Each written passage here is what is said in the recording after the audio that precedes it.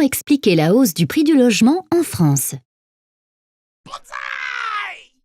Quand on parle du prix du logement, on parle soit du prix du mètre carré dans le cadre d'un achat, soit du montant du loyer dans le cadre d'une location.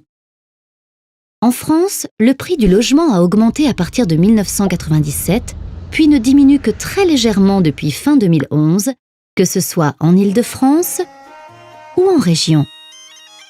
Cette augmentation a été plus forte pour le prix du mètre carré que pour les loyers qui sont encadrés par des lois.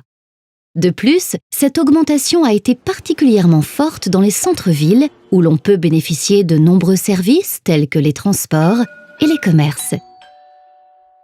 Mais pourquoi les prix ont-ils autant augmenté et se maintiennent toujours à un niveau aussi élevé? Parce que la demande en logement est plus forte que l'offre. En effet, de plus en plus de ménages souhaitent acheter car les crédits immobiliers présentent des taux d'intérêt bas et des délais de remboursement relativement longs, jusqu'à 30 ans. Par ailleurs, ces ménages sont de plus en plus nombreux, notamment car la population augmente et qu'il y a davantage de personnes vivant seules, divorcées par exemple.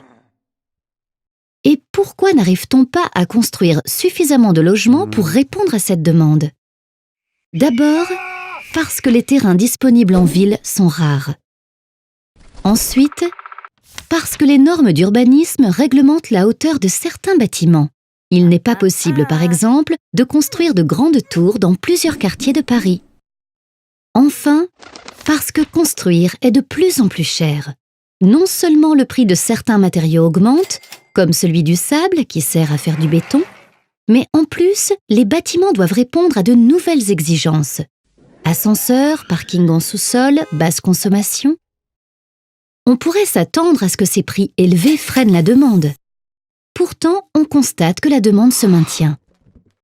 En effet, certains préfèrent acheter rapidement car ils anticipent sur le fait que les prix vont rester à ce niveau ou augmenter à nouveau. Ces achats maintiennent le prix du logement élevé, ce qui amène certains spécialistes à parler de bulle. Cependant, on ne peut confirmer l'existence d'une bulle que si elle éclate, c'est-à-dire que si les prix chutent brutalement. Il est difficile de prédire si les prix vont réaugmenter, s'effondrer, stagner ou continuer de diminuer lentement, car les spécialistes sont loin d'être unanimes.